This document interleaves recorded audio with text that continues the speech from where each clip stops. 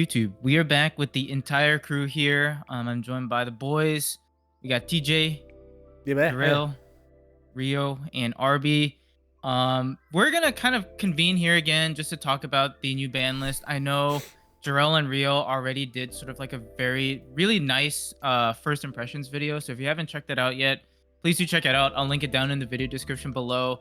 But the purpose of this video, correct me if I'm wrong, guys, is to kind of go over our thoughts in a little bit more detail, kind of, give our thoughts on how things are going to change moving forward. We also wanted to touch upon a survey that we gave out to you guys. So thank you for everybody who did put their 2 cents into it, to kind of see like if your guys' predictions matched up with what we actually got in the restriction list. So I think that'll be also pretty cool to kind of see, like, compare and contrast what the community was thinking with what Bandai actually carried out with. And yeah, I mean, I think that's pretty much the summary of today's video of what it's going to do. If you haven't liked our channel yet, please do consider hitting the like and subscribe button. We greatly appreciate it. Check out our socials, which will be linked down in the video description below. And watch out for a stream. I believe DigiCon should be Wednesday night for us here in the US. So we will be doing like a live watch along. Jarrell did a great watch along of the Worlds sort of event, and I think it did really well. Hopefully you guys enjoyed that one. The King cooked. So we're trying to do something similar for that too. So be on the lookout for it. Should be on our official YouTube page. Maybe pairing it with our Twitch. We'll see how things go there. But yeah, without further ado, let's start talking some cards. Alrighty, so what we got here. New ban list effective March 28th. I know some of us are already just kind of playing as if it's effective now, which I think makes sense. Might as well just get used to it, right? So first card on the chopping block, it was BT290, Matt Ishida, purple Matt, Old Faithful in many ways. The official ruling on why he was banned, and keep in mind he's banned. He's straight to 0, not to 1. He's not allowed in the game at all. By combining this card with a small number of BT18078 Duskmon and BT18079 Velgramon, you can make great use of cards from your trash. Since this move can be performed simply by placing a single one of these cards in the battle area or trash, we decided that one card limit would be more difficult to counter. It will be banned for the reasons mentioned above, which I think makes sense. Like, yeah, I think even Risu said it on his stream tonight, and I think most people share the same sentiment too. That shout out Risu, by the way. That putting this card to 1 doesn't do anything. Like, if it's so easy to find it, and the second it's in trash, and like as soon as you see it, you're good to start looping pretty much. Yeah, it was just one of the most toxic loops in the game, right? Like purple's had access to loops before, but this one was literally you pick up and put down the same 3 cards over and over again. Yeah, it needed to get hit like that. Like, I think Purple Hybrid wasn't performing towards the end where people were countering it, but seeing the loop play over and over, sometimes it felt really bad as the opposing player. Yeah. Oh yeah. I mean, it made it kind of scary too, right? Like, if we get any generic purple support, that card just becomes like kind of scarier. Like in Purple Hybrid, like if there's any sort of like cards that just work as a top end for Purple Hybrid, it can be kind of monka. Yeah. It can be spooky. And it's just it's so generic in general. Go ahead. Yeah, I mean, I think on the flip side, right? Like, for me, I was a little sad to see him get like completely shot, just because he's such a generically good purple tamer, right? Yeah. Like Lilith Loop used this card. Some Necromon players use it, although you typically don't see that as much. But like purple decks in general, these are such a very good purple card to put in a lot of your like maybe casual purple decks. So it does hurt to see that sort of aspect go. But then when you look at the other side of the coin, like what you guys are talking about, right? Like the fact that Purple Hybrid was able to abuse this tamer, even though it wasn't like an in-archetype tamer, that they still had to pay 3 to Evo off of. Yeah. They could still gather so much gas and utilize him so much. I think it more so illustrates just how strong the Purple Hybrid engine is, that a card like Matt had to be hit. Yeah. I'm curious to see like if they could have errated like Velgar in a way, or Dusk, to make it so that it's a little bit more fair. Like, for example, instead of having like a play cost 4 or less tamer played off of the inheritable of Dusk, maybe making a inheritable errata where it says play cost 4 or less with an inheritable effect. May have made it a little bit nicer, where Matt could still survive. You could still use it, but maybe not abuse. Because I think Dusk is really what enabled Matt to be broken. Yeah. Right in that loop. So I'm wondering if that wasn't like a consideration, but I mean, I definitely see why it had to go. I'm not fighting for it to stay. Don't get me wrong there. I definitely agree with what they did. It just makes me a little sad to see it go for like the generic purple stuff. Yeah, he kind of was like the Davis right of purple decks, where you could just slot him into any purple. And I was talking to some people on X, and like comparatively, I was comparing him to TK. This is like day one tamer card. We ran into basically everything yellow or purple in this case, and he just so happened to get put out of hand this time. Yeah, it makes me think, because like, you know, we have the pair restriction with Shoto and Mother, right, where they didn't want to touch those cards. They could have in theory done a pair restriction of Dusk and Matt, but it makes me wonder if, like, usually when Bandai does the restrictions, right, it's because there's usually like a couple of different reasons. One of the first reasons is a card is genuinely broken and it's unhealthy for the game state, or it's hard for them to design around, so they want to get rid of it, which it could just be that, where like maybe they're having some plans for future support that involves tamer stuff where this card could just be broken in, and they're considering that. We just don't know it yet. The other side is that you know, they have like, you know, a version of the card coming out that they want to try and push, and that they don't want like that to be the thing. But I think I wonder if it's the former in this case, because I feel like if there wasn't anything coming up that's like necessarily broken with it, I feel like they could have just done the pair ban. Yeah. As opposed to that. But I also feel like there's nothing purple like they could make. Like even if they ever made more hybrids or like anything that can fetch a purple card from drop, this card could be abused with, you know? Yeah, for sure. Well, yeah. Which sort of goes with like, and we'll get to it later too, right? I don't want to spend too much time on that, but like it also could make sense with the fact that they did hit Jack Raid, where he allows you to recycle Jack Raids if it, like worst case scenario, right? Like if you use the Jack Raid, you play out Matt, you could pick him up pick it up in theory. It's not the best play. I'm not saying that that's what you would want to do, but it's something that I could also make sense to be like, well, if they want to really restrict Jack Raid, then yeah. Well, I mean, it's something you can do if you already had a Dusk in hand, right? So right. But speaking of Jack Raid, moving on, we're on to the cards that were restricted to one. Jack Raid. Yeah, I think this just makes sense. It's Jarrell, don't worry, you're still safe. You still have your Gravity Crush. You're the only one to make it out so far. Gravity Crush is crap. Bad card. It is. I think the only memory, like generic memory boost from these days that's worse is Parabolic Junk. Yeah, you need to Is that memory or is that drawing cards? That's memory. Parabolic Junk was the one where it was on deletion you gained, was it 1 or 2? 2. Yeah. They're all so it's just bad. Junk. Yeah. Parabolic Junk and Tropical Venom are both bad because they require something else to be on the field and to die in order for you to gain the memory. Whereas every other zero cost game 2 is you either just play it and get the memory then, or blue you just get 1. Right. You just flat gain 1 for no punishment. Yeah, blue is just like, hey. The reasoning for Jack Raid, which I think is probably self-explanatory just from everyone's opinions, is since this card was designed, the speed at which the number of cards in the trash can be accumulated has also increased, making it easier to secure a large amount of memory with just this one card. The result is that it has accelerated the game speed more than anticipated. This limits the design options for future purple decks, so for that reason we'll be restricting it to only 1 copy.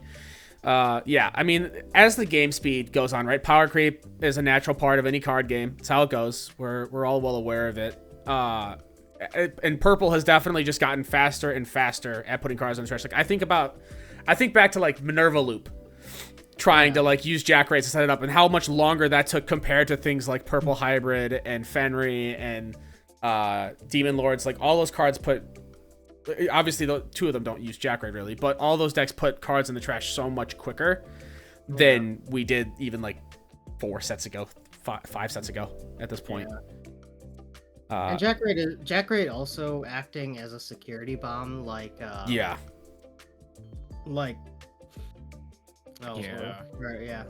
it's crazy. It's just I'm honestly surprised it lasted this long. Yeah, I mean, it probably, I would say out of all the memory gaining cards, it had the most potential for being broken. Even more than Hammer Spark, because you could gain so much more memory off of this and still get 2 memory out of security. It's a scary card, but I think that makes sense. I don't think does anyone else have anything to say about it? Bye-bye. Okay, bye-bye. Rest in peace. All right, next up, speaking of purple decks, Fenriloogamon Woof, woof. from BT17. My dog. I'm so, dude. Dog. I'm sorry, RB. I'm happy I can't get turn 2 OTK anymore from this stupid mutt. This hound.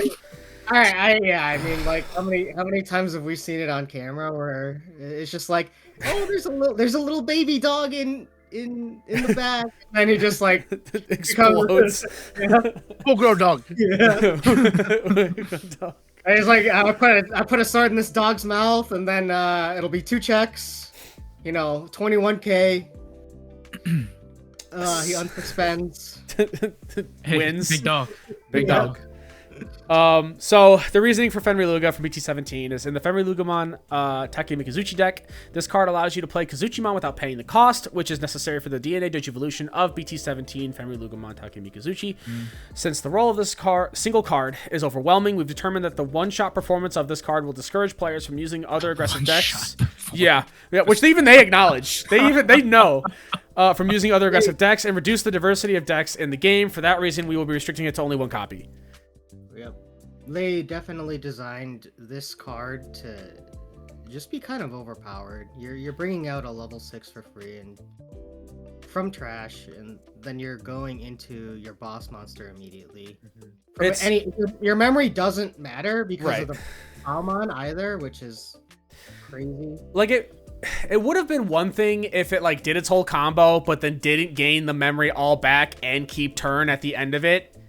Yeah. Like if it just did big damage with the end of its combo, but passed a bunch of memory, sure, okay.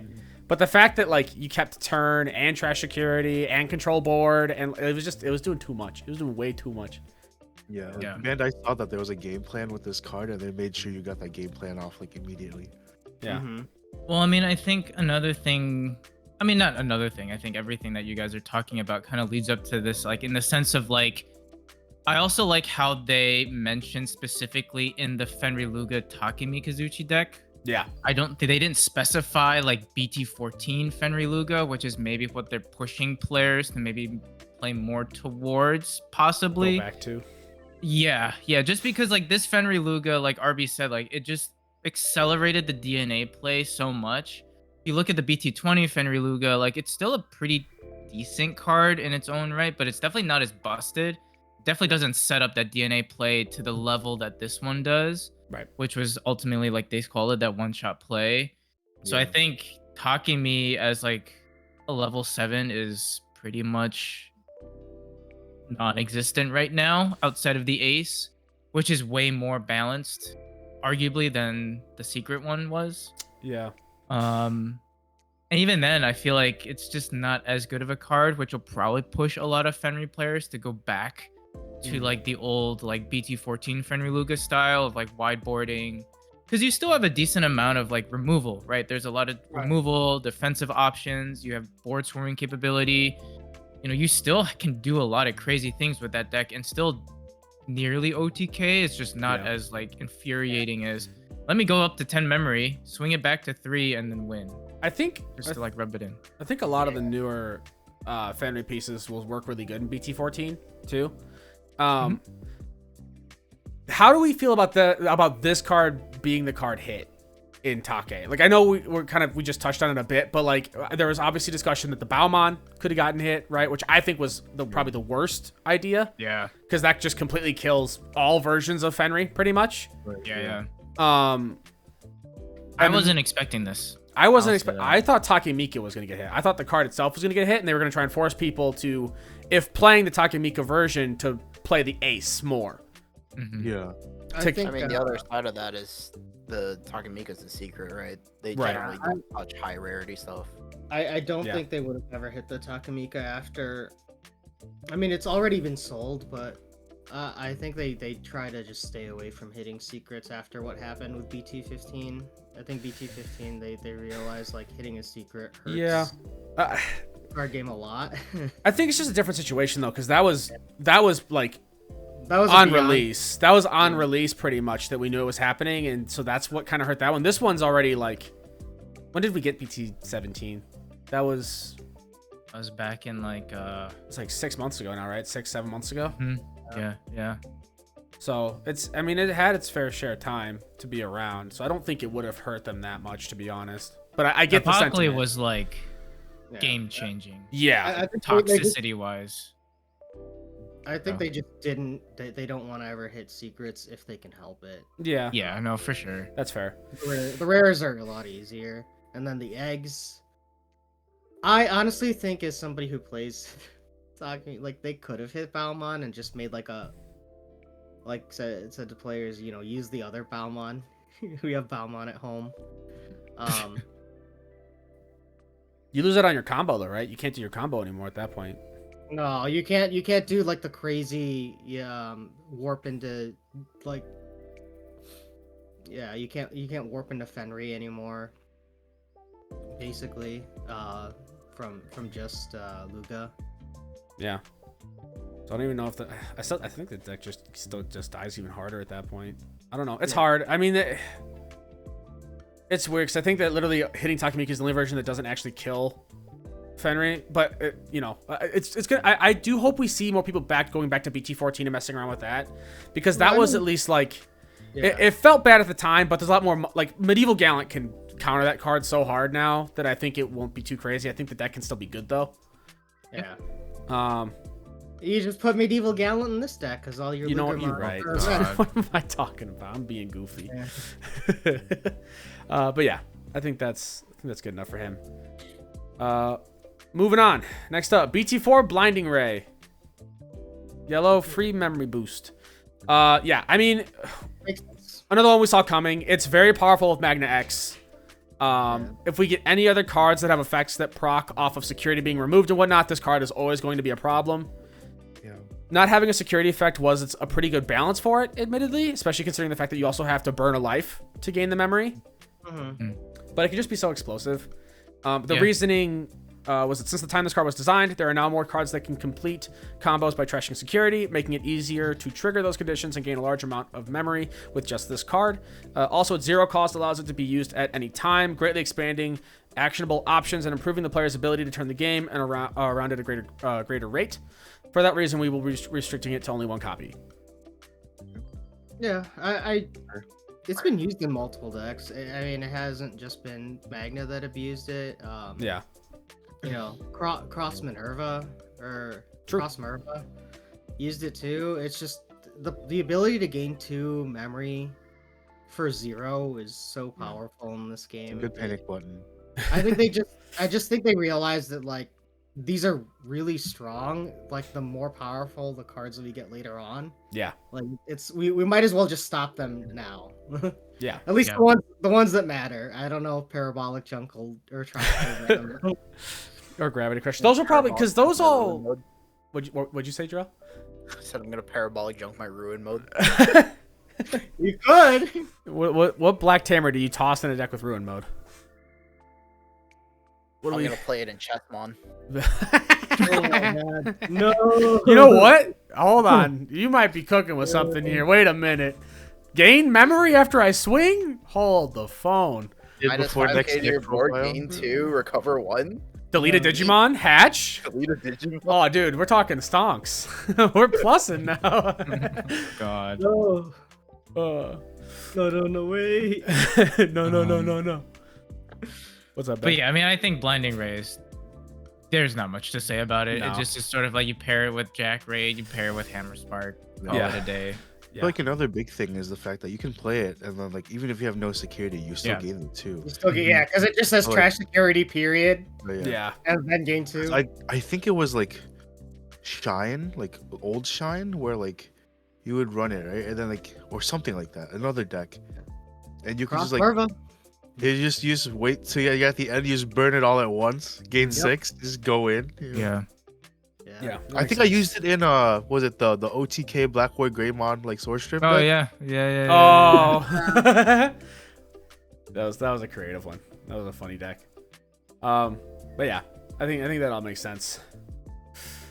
All right, scooting on. Jarrell, finally free. Insert meme of the person breaking the shackles in the sunset here for Jarrell. Promo Aguni and Promo Lobo. Why? The reasoning is, although these cards were intended to strengthen hybrid decks, they can be easily digivolved into Ancient Greymon and Ancient Garurumon, rather than using gimmicks that require 2 cards, such as BT17 Agunimon and BT17 Lobo, making it possible to steadily produce excessive speed. This means that the reason for using other level 6s, such as Emperor Grey and Magna Garurumon, is lost, and designs for hybrid decks become limited. For that reason, we will be limiting each one to only 1 copy. I want to say, just to start, their wording here is terrible. Yes. I think what they mean to say is that by these cards existing is that it makes you prefer to use these decks, but it makes it sound like they use these cards in Emperor Grey and Magna Garuru in a way, almost like is almost how it kind of like reads for a moment. Sure. But like in general, their wording is just not great, because it's basically saying, hey, we're going to hit these cards so that way you feel more like using these other cards that we have really not such great as versions of. All right, have fun. It's like, if you want us to use Emperor and Magna, give us good Emperor and Magna. Like Emperor, okay, we have some decent versions of him. Yeah. But Magna, he's straight up dog. He's struggling in a bad way. He's struggling. There's some goofy combos you can do with BT17, or not BT17, BT18 and the promo that we got. But that takes so much investment and setup to get there. It's like it's just not great. Yeah. Realistically, if you want people to use those cards, just make good versions of those cards, not Magna. That's like specifically Magna. 5 costs. It doesn't even come in the colors that you originally made the Koji deck. Like, and why? I will say, I do think that Aguni is the main aggressor here. I'm sorry, Jarrell. I know you misread hybrid already. I can see your tears as they stream down your face. Justin, this got banned just in time for me to switch to armors. True and real. I'm excited for armors. But yeah, I think that Promo Aguni was definitely the main aggressor here in the instance. He's the instigator of really what caused this, and I feel like they probably felt like they needed to hit Lobo because they wanted to hit Aguni. I don't know what you're talking about. But I will say that we just had a game, Ben, where you saw the promo in your hand, game 1, and it's just instant value. Like even if Ancient Gar isn't doing anything, isn't topping right now, I think that's mostly because it's not being played more than anything else. I don't think the deck is bad by any means, and I think people will learn that. All right, if you want to cut this out, I understand. But I do think people are sleeping on it. But this card it's still scary. Like the Promo Lobo is still very, very scary. Evoing into your 6 for 1, even if it's going to be deleted, is Monka. And on top of that too, it just, for both of these cards, anytime they want to make an Ancient Greymon or an Ancient Garurumon, they have to consider these cards for balancing purposes, which is hard. You have the rookies too, that when the stack dies, it puts out a tamer. Yeah. Right? It sets up so well with them. You can like +2 on tamers off of it, just off of a single promo pushing up and doing damage. And something else too, something to keep in mind though, that might be like a little bit of like a nice thought for people, is that these cards can still get tucked by the BT18 Takuya Koji, which is very powerful. You only need to see the 1 in a lot of those instances, because you can keep pulling it from trash. Right? They both reduce cost. Yeah, they're inheritable, reduced cost by 2 when you would evo into an Ancient Gar or Ancient Grey, respectively. So I think that they'll still see plenty of play in those decks. Yeah, absolutely. But I don't think that hitting these is going to make people play Emperor or Magna more, because we don't have good, maybe Emperor, but they're just. The other hybrids also warp into those cards, right? It isn't that they like Bandai necessarily designed these cards and like it makes it easier to do those. Like the other warp into a level 6 from level 4s also go into Ancient Grey and yeah, they do. They need to have their like Beast Spirit or whatever like counterpart in sources. Yeah. So there's like a little bit more setup rather than just evoing over any 3 for just your generic level 4 cost. Right. and then being able to just hyper up from there. Yeah, anytime they introduce those warps, yeah, of course people are gonna try to go into the level 6 from level 4s. Yeah, which like I think the warping honestly isn't the problem necessarily. I think it's the fact that it only costs. Yeah, it costs 1. And costs 1 memory for a Lobo, and was it 2 memory for a Goonie, Jarrell? Yeah. Yeah. Yes. Two from attack. A Goonie you could do. Yeah, you do it off attacking. It's not Lobo's when digivolving, a Goonies when attacking. Yeah. So Lobo's a 3 cost usually. Yeah. It's 3 memory play. I don't know. All I see are 3 slots for Ancient Evolution now. True. Oh. Let's get a little crazy. Get a little funky.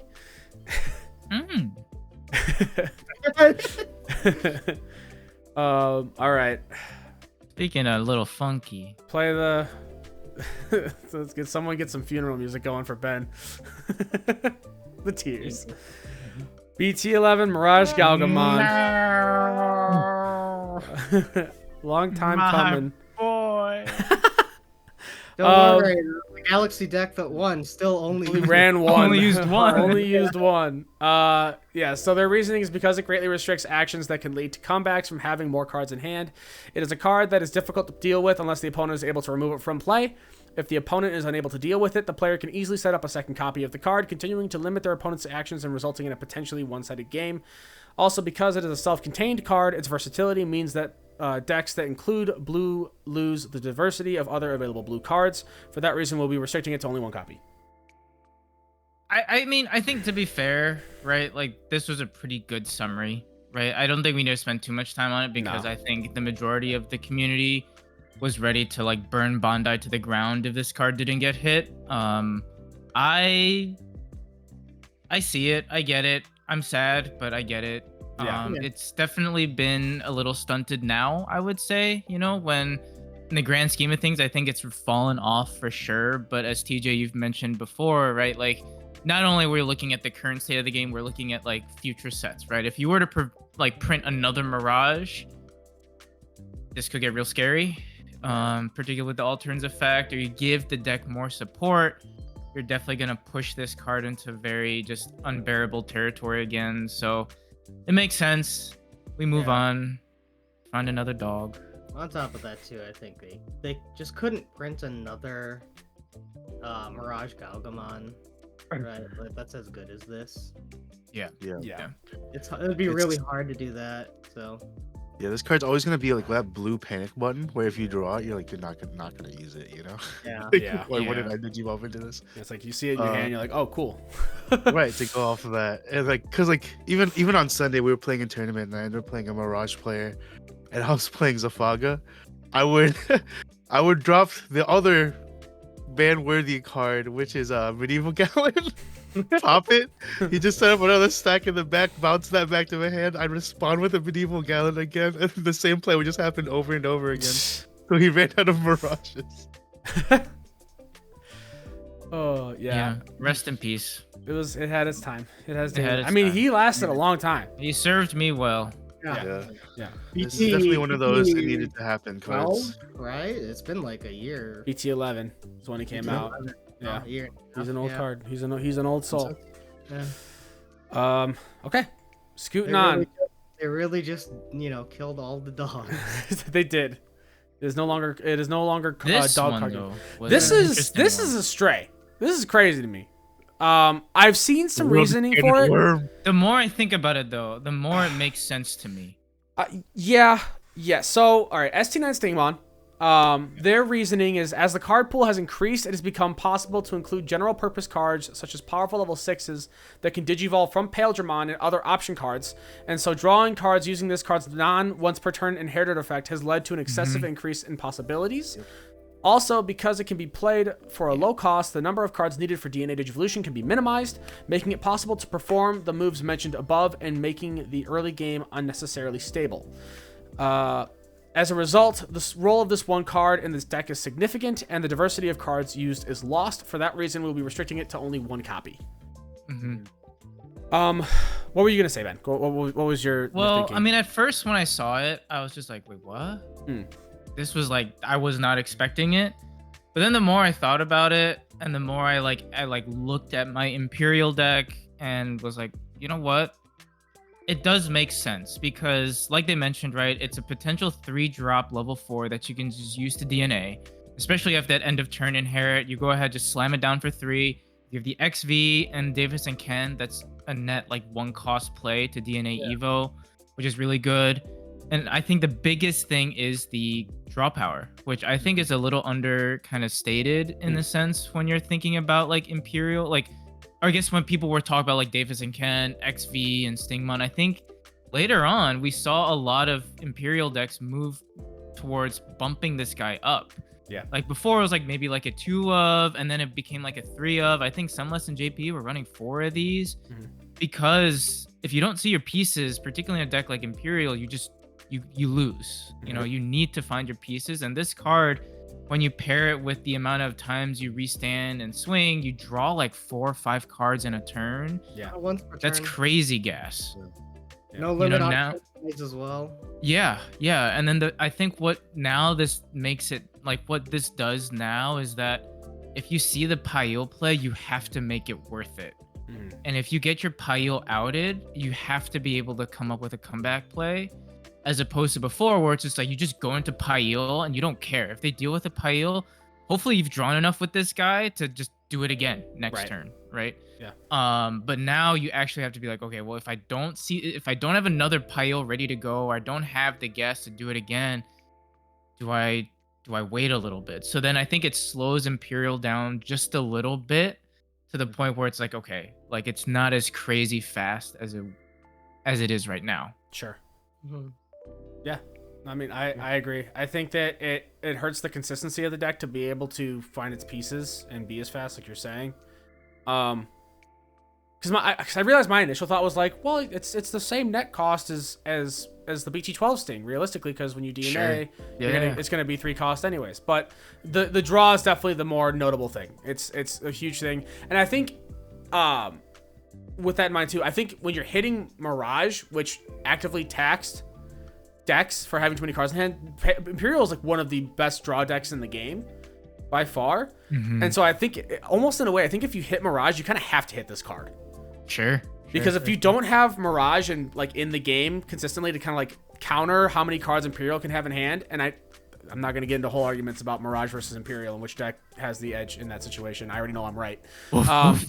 But hey, we saw it in Worlds. The reality, we did see it in Worlds. That's what it's just affirmed to me. But the reality is if you're drawing off of this and the promo V, you're drawing 2 cards, not once per turn. Yep. Every time you swing, it's crazy. It just gets way out of hand.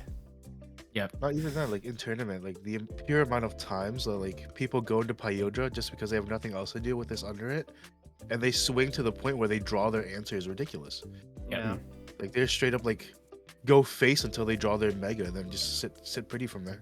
Yeah. No face with jamming, nothing can suspend or can unsuspend. Yeah. And you don't even need to find like a 4 or a 5, right? As long as you draw into like your searcher rookies and you have a Daiken out, that's really all you need for the most part. The deck has what, like 8 plus searcher rookies. So. Yeah, at least. It is a deck that does everything it can to find its pieces, and it's probably why it's like one of the best DNA decks because it's so consistent. And it still won't let me find my pieces. The fact that it's on blue, like it's just. Yeah, also true. You didn't need to go into Imperial. You could just go into Magna. Yeah, free trade stuff. Pile toolbox. Yeah, for sure. Okay. Rest in peace, Stingmon. You had a good run. Moving on. Last of our cards that are restricted to 1 here. Kuzuhamon from EX4. This one I think is a good hit. Yes. So combined with BT19 Talmon Ace, or option cards that accelerate Digivolution, it is possible to Digivolve into powerful level 7 at an early stage in the game. Also, by repeating the same action multiple times during a single turn, it can unilaterally dominate the playing field, creating a situation that many decks are unable to handle.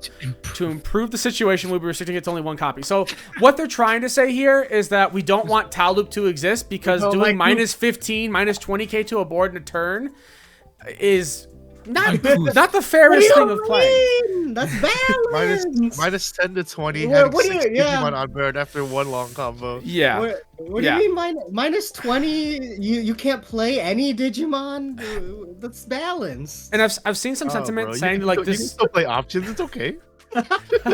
Parabolic junk. I've seen some sentiment that this doesn't actually stop Tau Loop. I think it does. I think it forces you to play I think it does. because you can't just do the same Kuzuha Tau Ace play over and over and over again anymore. You can't net plus value. You can still do technically like Kuzuha into a Tau Ace into a second Ruin mode if you wanted to, but it's still harder to get there. Yeah. It's harder to get there. It's gonna take more time, and it's gonna cost you much more of a turn. Right, and you can't do like 4 Ruin modes basically, Right. which you don't necessarily need to. But just the fact that you could do that was silly. It shouldn't be a thing. Yeah. It was a goofy thing. I mean, I think this was just like you said, this was purely for Tau Loop. Yeah. I mean, like pure Sakuya is still doing really well. It got for third sure. at Worlds. Yeah. It can still do some really neat things. It can still climb up the line, but like you said, you're not doing multiple room modes a turn. You're hopefully doing just the one. Yeah. But that's typically more than enough to shut people out. Well, and I the other really thing like too that to know. people Oh, go ahead, Joe. didn't see a single Kuzuha in the deck. Like the man didn't never evote into a single Kuzuha, and they were like, "Is this Talu?" I'm like, "What do you mean?" Yeah. Yeah. No, the deck that got third place in Worlds doesn't even run Kuzuha. It was just a Sakuya deck that it still ran like Ruin mode top end stuff like that. Which I mean, we can speak on whether Ruin mode should have been hit to 1 maybe, because I think having more than one copy of that card in a deck could be argued. Yeah. But this was definitely the main aggressor of being able to just do too much Ruin mode. Yeah. And it's definitely harder for Sakuya to pull off consistently. I think without Kuzuha. Yeah. So I think it all makes sense.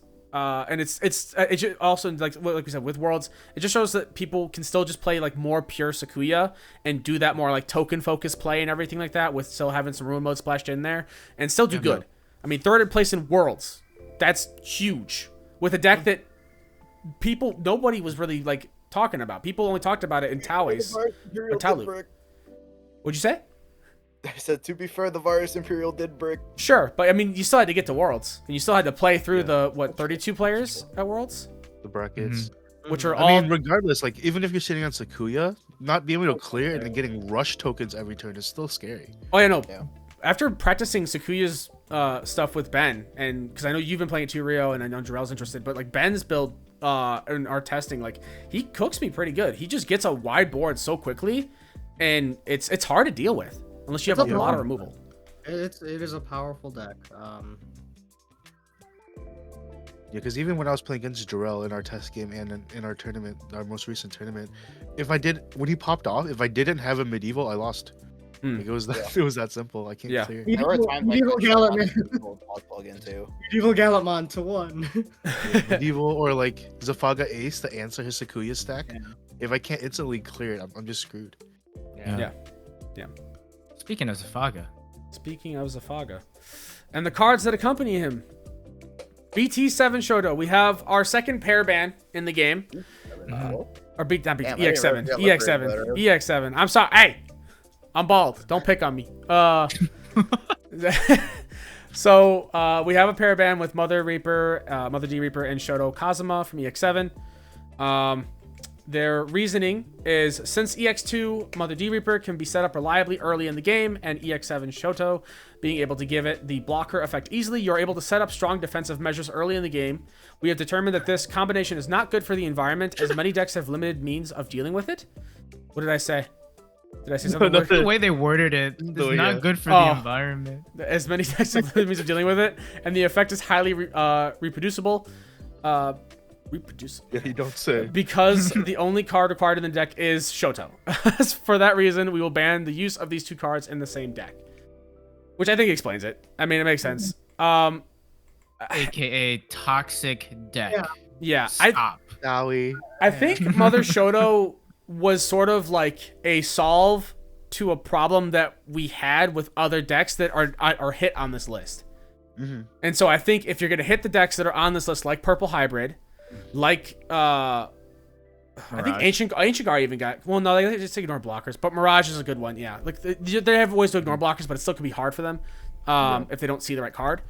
It basically just it was there to combat a lot of early low end like rush like aggression aggressive decks, and since a lot of those decks just got hit or are no longer really being played, there's no real reason to keep Mother Shoto in there because it just locks out other decks that are maybe a little bit slower. But just can't meet that DP threshold, and they just have a different strategy to play the game, right? Like Sakuya, for example. Sakuya, I don't think really has a means of dealing with this. They don't DP climb at all. You wideboard maybe enough to get around all the Mother Shoto blockers, but that's gonna be hard to do. Yeah, you can't get rid of the tamers. Yeah. Jarrell and I touched on this when we had a discussion, but like the hit doesn't like stop current meta because everything in current meta can essentially get high enough, right? But like it stops the creativity of playing anything outside of meta because a lot of outside of meta decks that you would consider fun was not going to hit over 15 every turn. Yeah. It's going to force them to stay behind in the back, and that's not fun for anyone. Just hide in the back and then pull it out, attempt to swing, have it either be blocked or hit a security bomb, you know? So it's Yeah. I think this being gone will hopefully open up the door for some other decks to sort of step into. I mean, hopefully this whole ban list does that in general, right? But I think it will. I agree. I think so too. And I know I think overall the ban list is good and healthy. I think that there's probably a reasoning for all their bans that we will see in the future that will be like, okay, yeah, it makes more sense why this card got hit now. There's maybe arguments on some of these cards could have stuck around longer and they could have put them on a different list down the road if we're not going to see it for a few sets, whatever support these cards might get. But you know, it as much as it might be tough for some of these decks to exist. There's a lot of stuff out there now. Demon Lords on it's not the perfect list, but it's a good list nonetheless. Yeah, I agree. It's addressing a lot of the concerns the community had, and just I think not necessarily future proofing, but them preparing for stuff that's that they could potentially release in the future, which I guess is future proofing. But I get what you mean. Yeah. And I think making a good list. Oh, go ahead. Sorry, I was gonna say the last thing too. And I think we've seen too, if any of these hits seem like they're unwarranted, there's a good chance they might come off the list. We have already started seeing some cards come off the list after they've put them on there, like some of the purple Gabus that they put on there right away. They instantly took them off on the next list. Yeah. So there's a chance that some of these cards might come off if it's ruled that like, oh, maybe we didn't hit the right card, or maybe this card actually wasn't as much of a problem, etc. You know, like they might reconsider. So we'll see what happens. But just something to, you know. No, that stays gone. That had its time. They should have hit Ko and Sayo. Galaxy should have been. They should have. I'm not gonna say it. But speaking of Ko and Sayo, to touch upon the list that you guys kind of voted on within our community, I'll slap a photo of it here. I think you guys did a pretty good job. We had a total of 86 responses, which is really cool to see. The two top vote getters, which were ties, were BT11 Mirage, sitting at 58%, a total of 50 votes, and Jack Raid, respectively as well, with 50 votes at 58.1%. The next card up there actually was BT14 Balmon, which did end up surviving. It got a total of 41 votes, sitting at 47.7%. And then a sneaky kind of, I would say, third and fourth place finish, which you guys predicted one of them, right? Which was choice restricting Mother Shoto Mother and Shoto. That was the third place getter at 39.5% and 34 votes. The fourth place finisher was Daiken, BT16 Daiken, at 33 total votes, sitting at 38.4%. Ko and Sayo was definitely up there. I think it was the next best one at fifth, looking at about 33%, which TJ mentioned did not get hit. Galaxy in general, along with the BT16 Gaogamon, survived. And we just saw Galaxy take Worlds with a pretty unique list. So it is interesting to see what that deck is going to do moving forward. And yeah, I mean, I think the meta is going to be shaping up to be very interesting moving forward overall, right? Like, I think the hits that they have definitely opened up a lot of options for players when they're like creating their decks. I do think that the kind of meta floodgates are well taken care of, you know. And yes, we have tier 1 decks like Royal Knights that are going to be doing very well. We've seen it do very well at, you know, webcam locals like Eagles.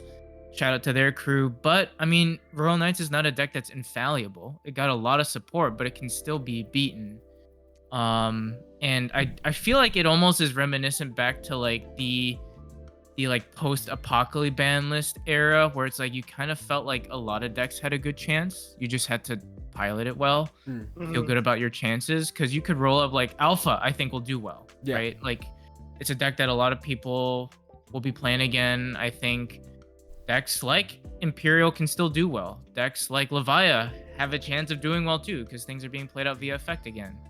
You know, so I think there's a lot of room for growth in this meta. I'm excited to see where it takes us in the next couple of months, because we're starting to see regionals come up.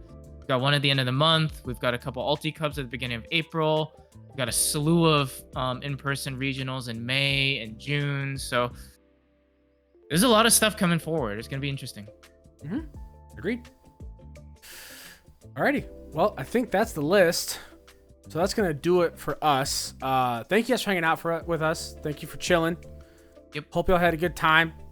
Enjoy the results. Enjoy, you know, figuring out and cooking with the meta. Like Ben said, I think that there's a lot of open space to explore right now, and we'll see what comes. I think we're probably gonna do a tier list probably sometime in the near future. So look forward to that. That'll be on its way as soon as we kind of figure out, I think, where things settle. Now with the dust all still kind of kicked up. So, and like I said earlier too, check out the stream that we're going to be having tomorrow with Digicon.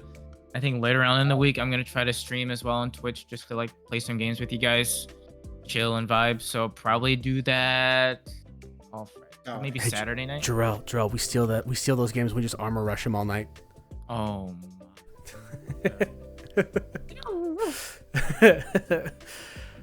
but yeah, no, like TJ said, thank y'all for tuning in.